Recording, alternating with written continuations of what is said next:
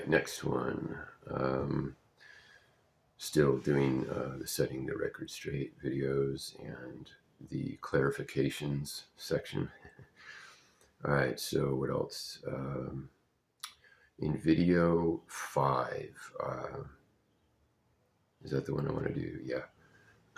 I mentioned, gang stalkers. Now, I said two things in there that need to be clarified. One, I said it was invented by the Germans and then improved upon by the Americans. Okay, what did I mean by that? Because really, technically speaking, if you look in the Bible, in the New Testament, gang stalking was like the Pharisees did it, and they were pretty darn good at it,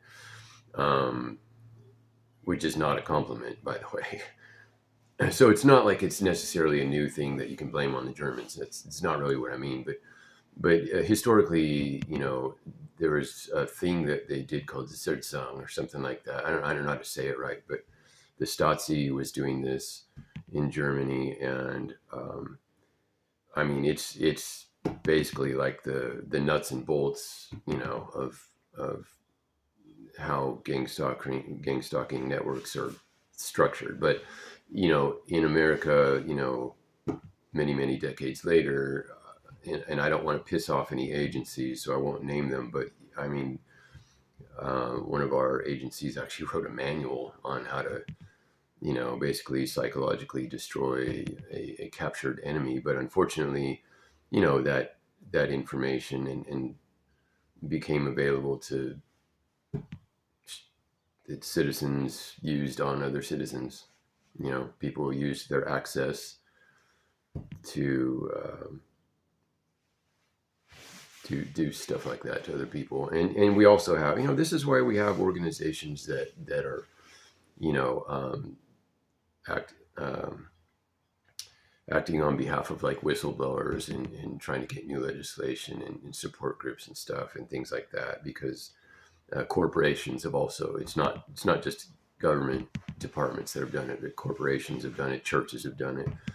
So, and we all know about cyberbullying. This is not a secret in our society. It's well known. There are many documented cases of cyberbullying, which is not the same thing, because gang stalking is a much broader and usually includes more people, and cyberbullying would only be one specific element that they employ, one of the tools in their arsenal, so to speak. So these are not, this isn't made up stuff.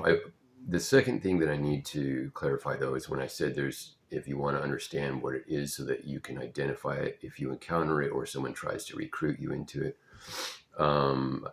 be careful about the information online, obviously.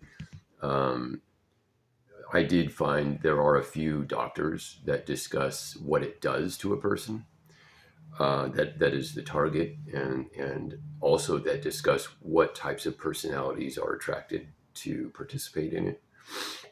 There are some, I would say, whistleblower type organizations that have, doctors, lawyers, ex government personnel that have given some presentations on it.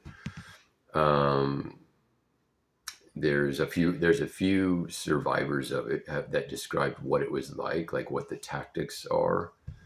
But you got to be careful with those, because obviously some of those people might actually be not who they say they are. So just be careful about that. But and some of the videos are really corny and really badly done.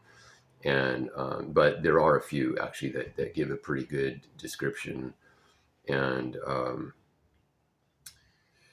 it's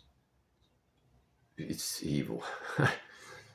But anyway, okay, I think that's good, though. It's not. I don't believe in living in fear. Obviously, bullies only succeed when people don't stand up to them. And it is like illegal and obviously immoral. So, it's so that because of that, there are, countermeasures that can be taken. So, um, you know,